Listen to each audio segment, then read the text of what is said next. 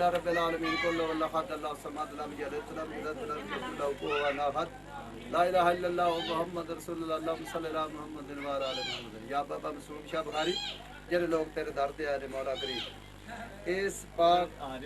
ختم دا صدقہ اس چادر دا صدقہ جنہاں لوکاں نے وچ حصہ لیا جڑے لوگ تیرے در تے آئے مولا کریم انہاں دی نیکاں دلیلاں دا تو واقف ہے.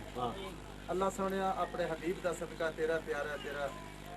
تیرے نبی دی آل اولاد اس دے صدقے انہاں دی خطاواں معاف کر دے جو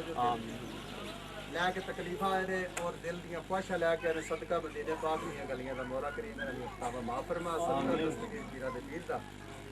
اللہ سونے انہاں نوں اگوں بھی آون دی توفیق دے جو بھی دینی تکلیفاں اور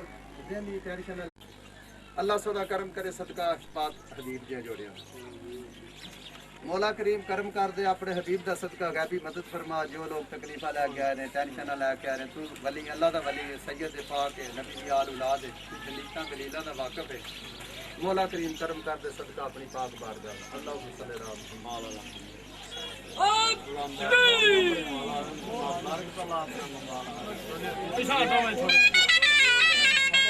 صبر ہے